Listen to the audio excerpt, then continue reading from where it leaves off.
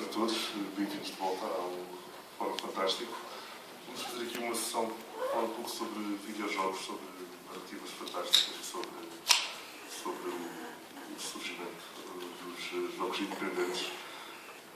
Estou aqui com o Ricardo Freire, do projeto Rubber Chicken, para falar um pouco do projeto antes de começarmos a falar dos jogos propriamente ditos. Boa tarde a todos.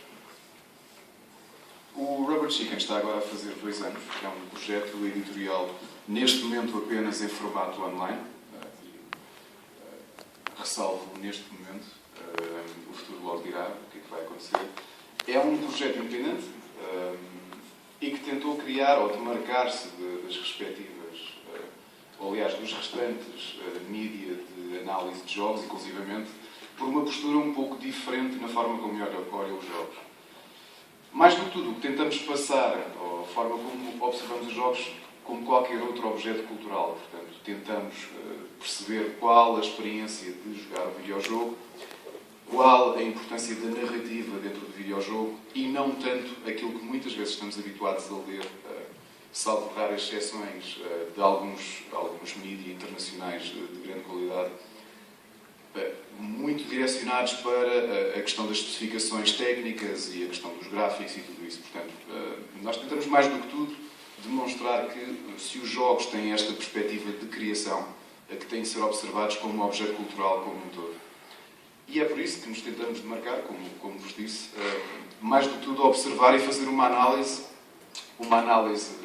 intelectualmente respeitosa aos jogos, não que todos mereçam muitas vezes esse respeito intelectual, mas também muito virados para aquilo que é o mercado independente, por onde temos tido imensos casos, de onde vem grande parte das surpresas e das inovações no mercado de videojogos atuais.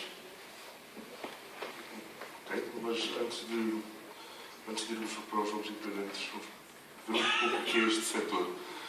Eu não sei se toda a gente terá esta noção, mas atualmente, em termos de entretenimento, os videojogos já superaram em termos de receitas a indústria cinematográfica. O que, tendo em conta as origens ainda recentes deste meio de entretenimento, não deixa de ser impressionante. O exemplo mais perfeito disto aconteceu este ano, com o lançamento do GTA V. Isto é quase uma lógica de blockbuster, a comparação com o cinema é interessante por isso. O GTA V teve um orçamento que foi superior a 250 milhões de dólares, que é mais ainda do que o orçamento do Avatar do James Cameron, por exemplo. E nas primeiras 24 horas gerou em vendas 800 milhões de dólares. Em 3 dias fez mais de 1.000 milhões de dólares. Isto para um único jogo, lançado apenas para consolas. E desta lógica de blockbuster podemos mencionar outros. Uns jogos como Mass Effect, por exemplo, da BioWare e da Electronic Arts, que também com orçamentos milionários, também com grandes atividades de lançamento.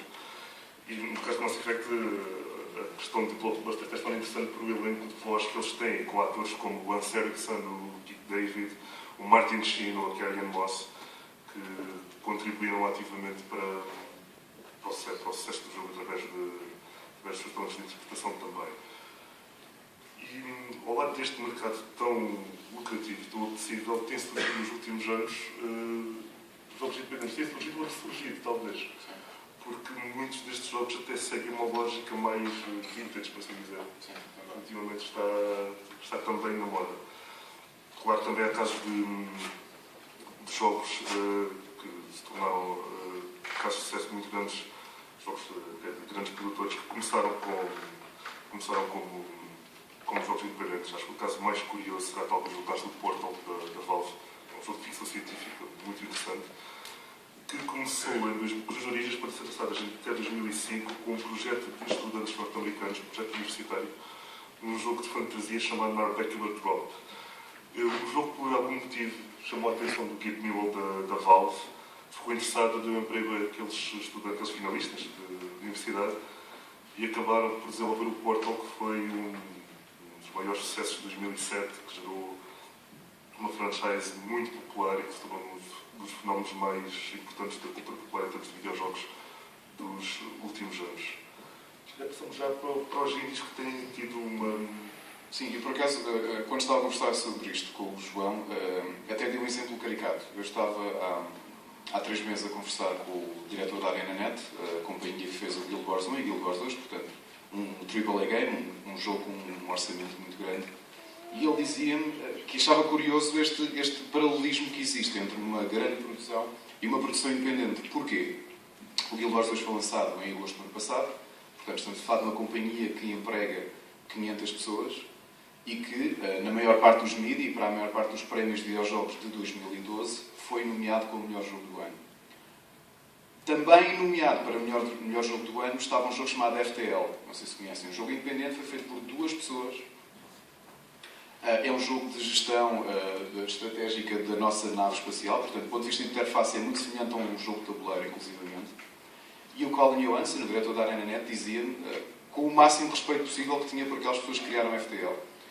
Eles convidaram, portanto, a ArenaNet tinha um stand gigantesco na E3, porque a ArenaNet é uma grande companhia, e os criadores do FTL, que também estavam a concorrer por prémio de melhor jogo de 2012, convidaram-me, olha, queres vir ao nosso stand jogar o FTL? E o stand deles era uma mesa com um portátil. E ele jogou e disse, vocês os dois são geniais, vocês os dois, 2 pessoas, o esforço de fechados no quarto a programar e a fazer interface graphics e tudo isso, conseguiram estar no mesmo patamar a concorrer para o melhor jogo do ano com um jogo que eles demoraram. O Guild Wars demorou cerca de 6 anos a fazer, portanto envolveu milhões de dólares, 500 pessoas a trabalhar numa companhia, e depois vamos a ver, do ponto de vista de receptividade, temos 2 pessoas que conseguem fazer um produto que rivaliza e que, curiosamente, ganhou algumas das nomeações, até foi o FTL que ganhou. Portanto, há este respeito que é um bocado David contra Golias, como poderíamos ver, por exemplo, em paralelo com o mercado cinematográfico, a termos grandes blockbusters a perderem nomeações de melhores filmes para filmes, chamemos mais independentes. E, portanto, este paralelismo existe atualmente e é curioso porque o que se vai percebendo é que existe mercado e aceitação da parte do público para qualquer tipo de abordagem. Seja aquela abordagem completamente blockbuster de vamos enterrar dinheiro, como é o caso do Call of Duty, não é? Que toda a gente conhece, que não inova nada, não inova e faz sempre dinheiro, que é um caso paradigmático, não é? Porque, basicamente, ultimamente, não sei se viram estes Ghosts, inclusivamente, eles utilizaram footage do jogo anterior para os full motion videos. Não interessa, eles vão vender imenso. Toda a gente fala mal, mas o jogo vai vender. Portanto, não vai mudar o mercado, não vai mudar a experiência de ninguém, mas vende. E depois temos estes casos de pequenos grupos de pessoas que fazem projetos completamente inovadores, como tanto eu como o João vamos trazer alguns casos para vos mostrar, justamente porque o mercado independente tem este problema, como tem menos abrangência de publicidade e menos arcabouço de conseguir expressar-se do ponto de vista publicitário, é normal que muitos bons objetos de videojogos passem debaixo do radar de muita gente. Já que referias o caso dos jogos do ano passado, uma das surpresas no ano passado, 2012, em termos de jogos, foi com o surgimento até um pouco improvável de um género que se julgava esquecido, quase, que são as aventuras gráficas. Isto foi feito através da Telltale Games, que não sendo exatamente um estúdio já com algum nome, mas deixa de ter um estúdio bastante pequeno, que conseguiu os direitos da franchise do Walking Dead, de Robert Kirkman, e criou um jogo, uma aventura gráfica em 5 episódios, que também se fartou de ganhar prémios de jogo do ano, e que do ponto de vista narrativo é absolutamente soberbo, mas muito, muito superior até à série televisiva da AMC. E é uma aventura gráfica, é um jogo que poderia ser até bastante atado, porque as aventuras gráficas tiveram o seu período de glória nos anos 80 e no primeiro metade dos anos 90. E foi um sucesso enorme, teve em consolas também, teve no Steam. E foi um dos grandes sucessos, foi elogiado em todos os quadrantes pela crítica, por público. E não deixa de ser curioso como conseguiu recuperar esse género, fazer uma narrativa muito boa, que é sempre uma questão que tem sido discutida com mais experiência nos últimos anos sobre a qualidade das narrativas nos videojogos. E fez de forma absolutamente soberba, quando fiquei maravilhado com a experiência que foi jogar aquele jogo. Curiosamente, em termos de jogos indie, que é um mercado que até há poucos anos passou sempre muito ao lado, o jogo que me fez descobrir este setor, temos que começar por mostrar o trailer do Limbo. aqui certamente muita gente conhece, mas uma pessoa se conhece porque foi muito bom.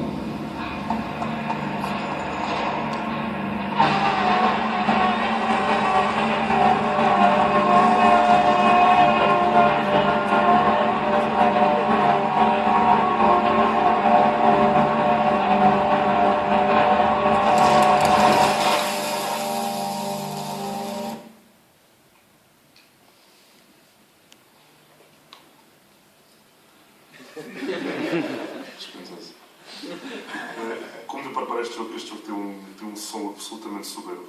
É um trabalho notável. Acho que nunca vi um videojogo com um som tão bom, que gera uma atmosfera fantástica mesmo. Este foi um jogo produzido em 2010 por um estúdio dinamarquês, pelos Playdead. Foi lançado originalmente na Xbox Live Arcade, depois mais tarde chegou para a PlayStation 3 e ao PC. E é basicamente um jogo de puzzle, um jogo de plataformas, um jogo com um aspecto gráfico aparentemente simples, mas muito, muito bem trabalhado, com puzzles fabulosos. Nunca se consegue.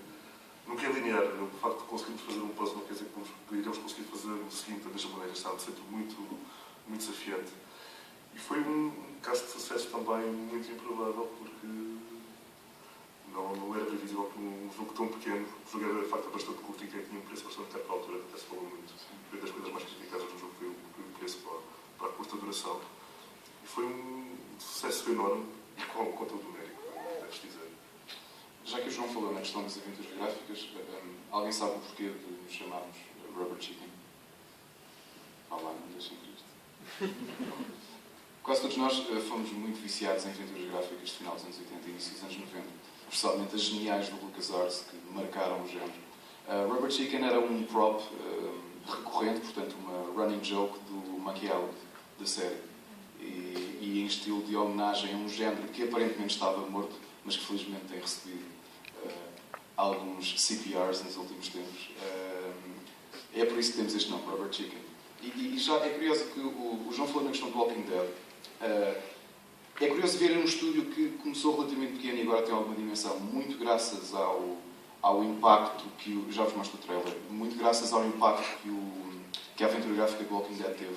Mas mais do que tudo, se analisarem o catálogo da Telltale Games, que é esta companhia que fez o Walking Dead, eles essencialmente fazem aventuras gráficas. Portanto, eles vêm a responder a este nicho que toda a gente pensava perdido, mas se analisarmos bem, percebemos o porquê de haver mercado para isto. Se pensarmos que grande parte do poder de compra para o mercado de videojogos centra-se entre pessoas entre os 30 e os 40 anos, pelo menos as pessoas que ativamente compram, que não escolhem por decisão dos filhos, mas decisão própria o que é que vão comprar, temos que pensar que é muito provável que uma pessoa vá comprar uma aventura gráfica porque percebe que a narrativa é agradável ou inovadora, do que propriamente ir comprar um Call of Duty, que eu não queria estar a massacrar o Call of Duty. Porque não é necessário, ele é auto-massacrável. Só que a questão é mesmo esta, portanto, a questão do quem tem o poder de compra, quem tem o poder decisório da compra de um videojogo, mais facilmente vai procurar aquilo que se habituou. E isso também vemos, por exemplo, e o João deve sentir isto por ter jogado nos anos 90, o revivalismo que começa a haver com os jogos de estratégia. Portanto, inclusivamente os jogos de estratégia por turnos, muito próximos do mercado de jogos de tabuleiro.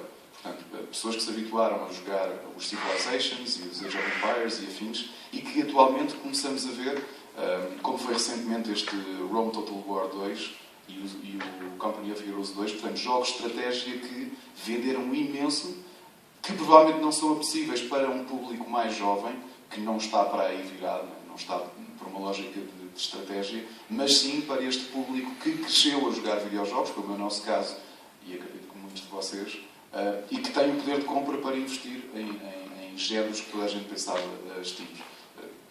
Já agora, do Walking Dead. Rated M for mature.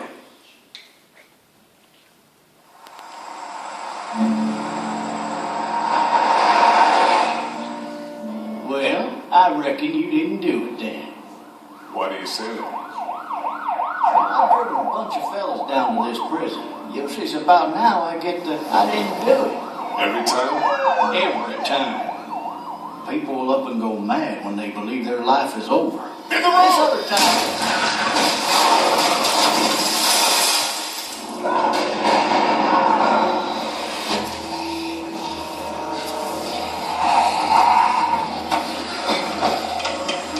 Hello? Anybody? You need to be quiet. Who is this? I'm Clementine. This is my house. You've been all by yourself through this? Yeah, I want my parents to come home now. I think that might be a little while. Staying put for too long is a mistake. Those things are all over the damn place. Personally, I appreciate the company of a guy who can knock a couple of heads together if he has to. I know who you are. And I know you're a killer. The world has ended out there. Who cares who I am?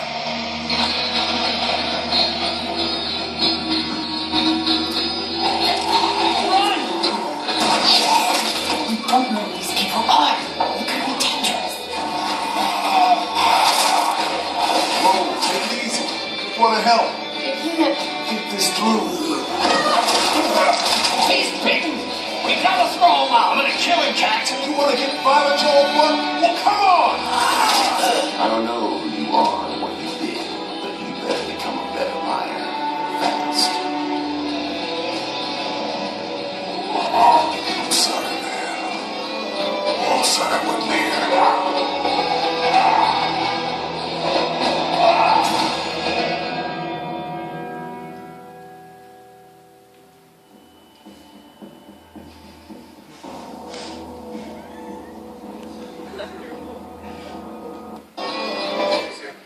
Este jogo, como dizia há pouco, foi lançado no ano passado, ao longo de todo o ano, em 5 episódios. É uma estrutura também interessante para este tipo de jogo e acho que funcionou muito bem. Vai ser lançado um segundo, não sei se ainda no final deste ano, se já no próximo, provavelmente já no próximo. Se não está em pré-reserva, está prestes a sair. Em pré-reserva já está. Ok, boa notícia. Mas no verão foi lançado um DLC. E, por exemplo, não gosto muito da política do DLC, mas naquele caso não conseguiu existir. 400 Days. Que seguiram a abordagem contrária à do jogo original. O jogo original pega em duas personagens, o Lee e a Clementine, e leva-nos ao longo de 5 episódios. No 400 Days pegaram em várias personagens, 5 ou 6 personagens, foram 5, e levaram-nas em episódios muito curtinhos, de 20 minutos mais ou menos, para tentar contar uma história, com o princípio e fim daquelas personagens, em muito pouco tempo e abrir caminho para, julgo eu, para o próximo jogo. O resultado foi brilhante. Foi muito interessante ver como conseguiram, com muito pouco tempo, fazer uma boa história dentro deste universo e, de facto, a única coisa que se pode dizer é que sou mesmo muito pouco a jogar aqueles quase pequenas imagens do jogo por vir aí. A grande questão que o Walking Dead tem, e eu trouxe aqui outro caso, nós estávamos a discutir isto no outro dia, obviamente toda a gente sabe que os zombies vendem, e vendem muito agora, desde romances estranhos entre raparigas que se apaixonam por zombies que brilham ao sol ou algo do género, e que não podem namorar com eles ou algo do género. Os zombies vendem, e não têm ideia, desde o mercado independente até os jogos com algum orçamento, a quantidade de jogos que saem por mês com temática de zombies é impressionante. A maior parte é lixo. Portanto, jogos que não vão adiantar nada, que se baseiam meramente em tentar sobreviver a hordas de zombies.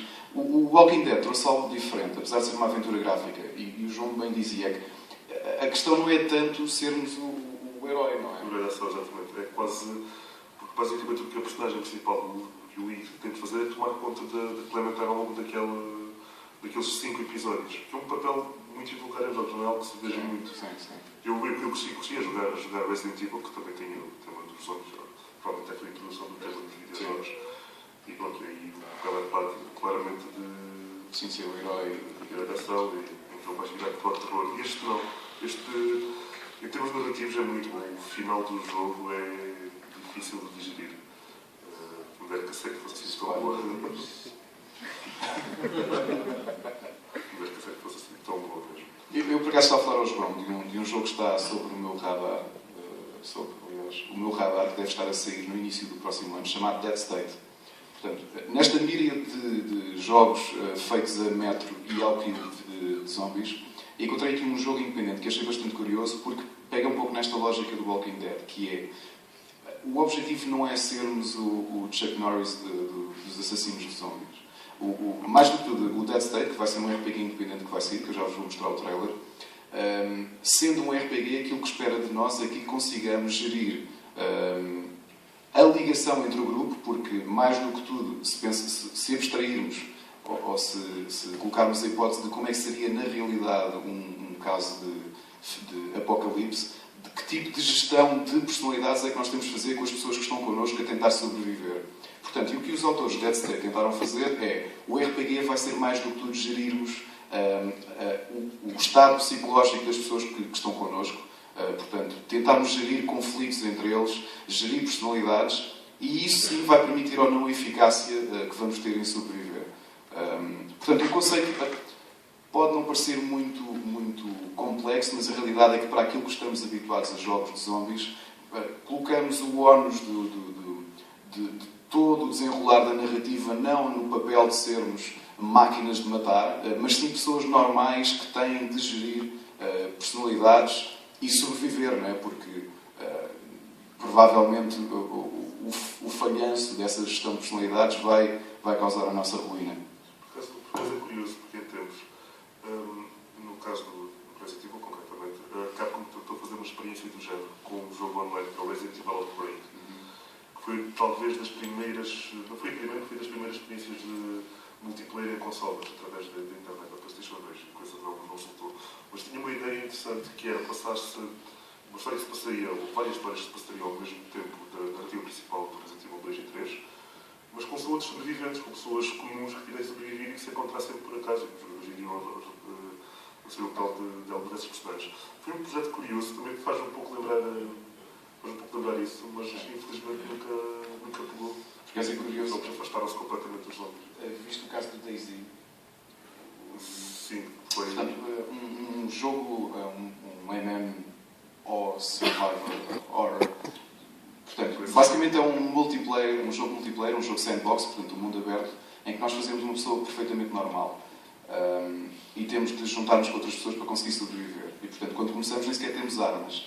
Mas é curioso, eu li alguns artigos que mostram como é que os humanos como é que nós humanos funcionamos, porque havia casos de pessoas que se juntavam em quase gangues, não é? Dentro do jogo, e que faziam bullying a jogadores. Portanto, tinham mais ou menos a informação da conta da pessoa e matavam-na se ela não quisesse ser o isco delas para ir isto tudo em jogo. Okay? Portanto, basicamente, assim que alguém fazia respawn, alguém que nascia no mundo, e eles diziam, olha, se não queres morrer, vais ter que ser o nosso isco. Portanto, era a bitch do grupo. E se a pessoa recusasse, eles simplesmente iam seguir a conta da pessoa. Sempre que ele criasse uma personagem, eles iam raptá-la. Portanto, foi assim um caso engraçado de uma pessoa que cedeu a estar 2 semanas a jogar, sendo meramente o escravo de um grupo de jogadores. Portanto, e que se sentiu aterrorizado, sentiu bullying virtual num jogo online. Não é novo, outros jogos, não é? Portanto, o paralelismo de haver um apocalipse, eu acho que não é tanto a causa, mas sim ter de conviver com outros humanos. Mas vamos mostrar o Dead State. Portanto, um jogo independente, não estejam à espera de gráficos do Call of Duty.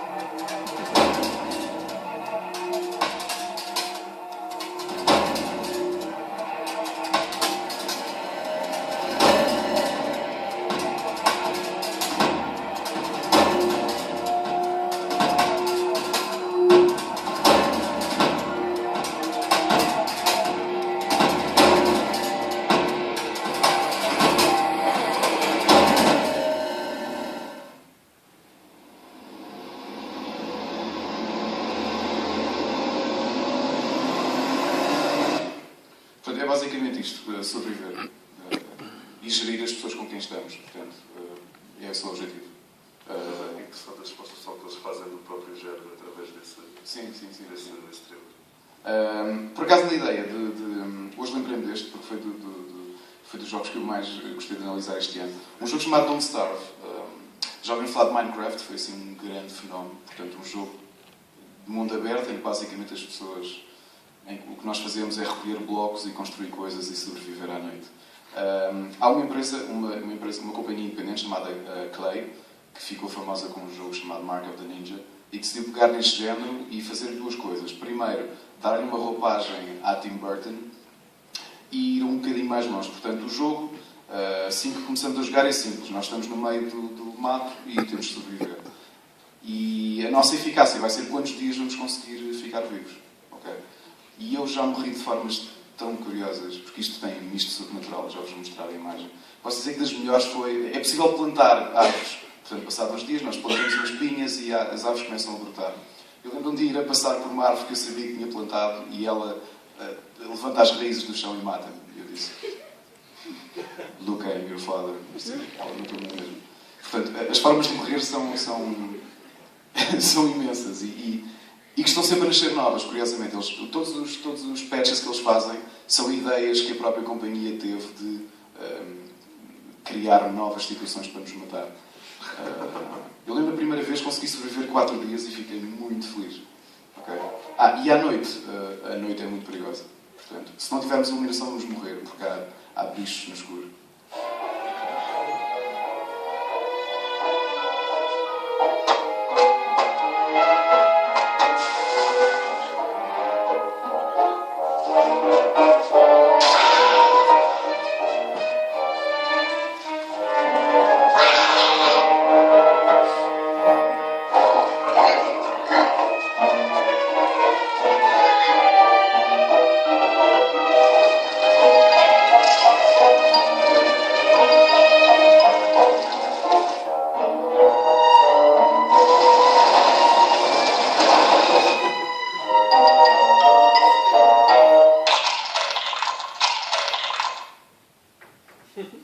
O jogo é simples.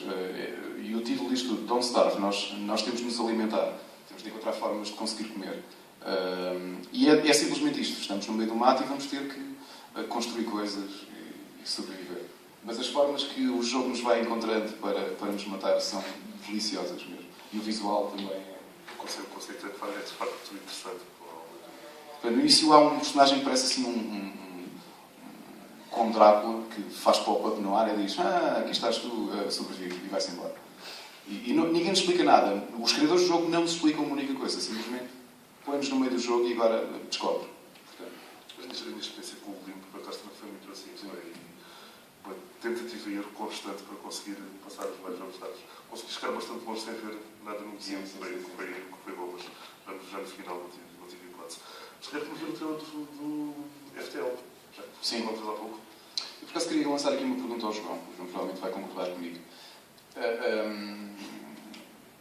Esta ideia que o João acabou de passar, que foi muito tentativa e erro, é muito frequente nos jogos independentes. Portanto, não há aquele medo de frustrar o jogador como as grandes companhias têm. Portanto, se no Call of Duty, se o jogo fosse realmente difícil, provavelmente não venderia tanto, não haveria tantas crianças a querer jogar o jogo. Portanto, porque há um pouco de medo da maior parte das empresas da questão da frustração. Não podemos frustrar a coitadinha da pessoa. O caso é interessante, o caso do Dead Souls. O Dark Souls. Dark Souls, exatamente. Eu não joguei o Dark Souls, mas costumo acompanhar alguns blogs de jogos com os autores jogo imenso. Tudo aquilo sobre o jogo era extraordinariamente difícil, mas difícil ao ponto de ser frustrante. No entanto, também se bastou de ganhar para isso. Aliás, a edição especial chama-se Prepare to Die, porque é a consciência, vão morrer e muito, portanto. Mas mais do que tudo, como acontece no Limbo, o Limbo não se explica muito. O Don't Starve não se explica nada. Portanto, na primeira jogada, se sobreviverem 2-3 dias, podem-se dar por contentes, porque conseguiram fazer fogo e isso tudo. E a experiência das empresas independentes não se prende-se mais com a experiência que o jogador vai ter a jogar e com trazer algo novo, do que este medo de frustrar, porque há jogos independentes extremamente difíceis. Por exemplo, o Super Meat Boy, já viste? Super Meat Boy é um jogo de plataformas hardcore mesmo. É o jogo de plataformas mais difícil que alguma vez jogar. Mesmo o FTL foi muito falado por causa da dificuldade do sistema que se compartilhou. Sim. Let's look at the trailer. Always Bring the action.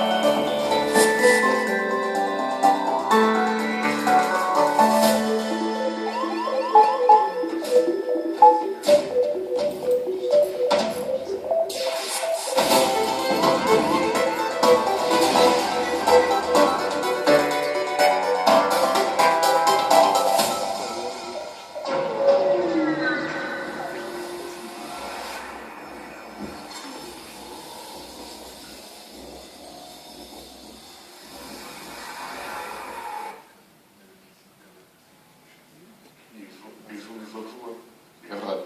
Portanto, não sei se conhecem Guild Wars 2, foi nomeado para a maior parte dos jogos, e veem que este jogo, aparentemente mais simples e obviamente muito mais barato na sua produção, conseguiu roubar o prémio dos gigantes, portanto, tem esse mérito. Mas mais do que tudo, nós estamos a falar sobre isto também, que a questão do mercado independente acaba por quebrar com as constrições autorais, porque eu imagino os autores deste jogo, ou mesmo do Don't Starve, de chegarem ao pé de uma grande companhia e dizerem: olha, eu quero fazer um jogo que basicamente é pronto, quero gerir partes da minha nave. Estou a imaginar a Tony Arts a bancar uma coisa assim. Sim, eles diziam, mas as pessoas andam em first person a dar tiros como no Call of Duty. Não, então não dá. Um conceito engraçado, e vai sair agora no início do ano, chama-se Riot, o jogo. Eu achei o conceito genial. É um jogo independente, também com um visual muito retro, porque o visual retro está altamente na moda. E o jogo é muito simples, é um jogo de gestão de motins. Nós podemos jogar do lado dos revolucionários, não é? Dos manifestantes, ou do lado da polícia e das forças da autoridade. E, portanto, um jogo cujo conceito está ótimo e tem este visual altamente realista.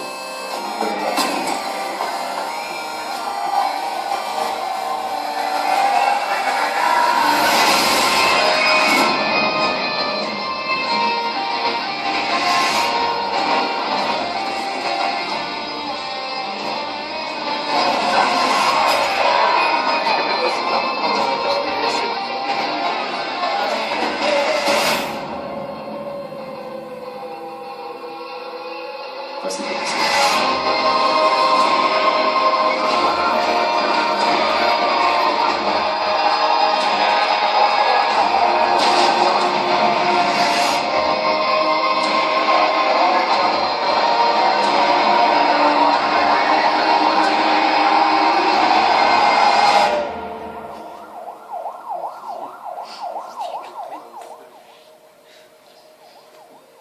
É claro que não existe financiamento de grandes companhias para isto. Grande parte destes projetos tem visto a luz do dia graças a crowdfunding, especialmente Kickstarter.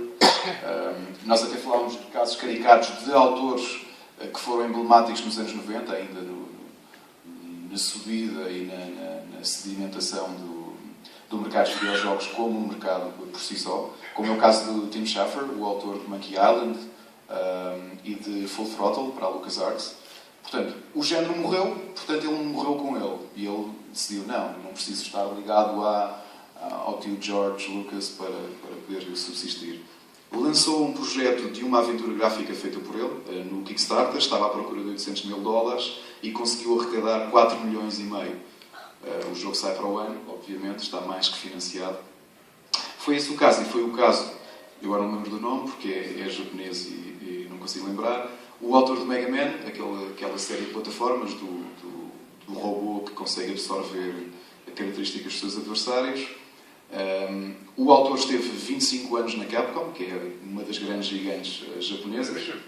Por limitações autorais, a empresa sempre nos colocou muitas barreiras àquilo que ele poderia fazer com o personagem, e ele fez o mais simples. Ok, então vou-me despedir e vou fazer o meu próprio Mega Man. E lançou agora um projeto Kickstarter também está à procura de $600 mil e já vai nos 2 milhões e qualquer coisa. Portanto, aquilo notoriamente é o personagem que ele criou para a Capcom, mas com outro nome e também azul, o que é curioso. Há um outro caso interessante do género, que é o criador original do Resident Evil, o Shinji Mikami, se não for, que também deixou a Capcom e está a tentar voltar às origens do survival horror como ele criou através do jogo. Eu não me lembro qual é que é o motivo. Por acaso não estive a ver isso. Mas já vi que ele está a trabalhar no surgimento deste género, até porque o Resident Evil deixou de ser survival horror para passar a ser um jogo de ação bastante genérico. Mas de tudo o que vamos vendo, pela passagem do tempo, por exemplo, não falando de casos como o Shigeru Miyamoto da Nintendo, não é? Que é o grande criador dos IPs mais importantes da Nintendo e que ainda tem o controle, mas também porque é diretor criativo da própria companhia. Mas nestes casos de autores que começaram séries que ficaram demasiado famosas e que estão a gerar demasiado dinheiro, obviamente que a médio prazo vão perdendo o controle criativo da própria série. E é isto que eles vão percebendo. Se há muitos jogadores que gostaram da série originalmente e que apostam na sua criação, então por que não largar as amarras das companhias que os alimentaram este tempo e tentar lançar-se a si mesmos como autores, sem qualquer tipo de limites? Porque o Resident Evil foi um caso. A forma como ele criou o próprio jogo não tem nada a ver com os últimos jogos. Nada mesmo. Mas o Resident Evil 4 foi o último que joguei ativamente. Foi um bom jogo, mas em termos de experiência não tem rigorosamente nada a ver com a experiência que foi jogar Resident Evil 2 ou 3. Sim. O 3, guardo especial memória do 3, que foi um trabalho notável na altura. Mas no que é o crowdfunding diz respeito, há um projeto aí que já estou há muito tempo a acompanhar, porque me parece muito interessante. Lá já também vem de alguém que trabalhou num nicho muito específico, que entretanto deixou de estar na moda, são os simuladores espaciais. Foi o Chris Roberts, que esteve envolvido na criação de jogos como o Wing Commander, o Privateer e o Freelancer, que alguns não conhecer. Eu pessoalmente nunca joguei nenhum destes jogos. Sim, o Wing Commander era muito bom. Mas sim, tenho essa noção.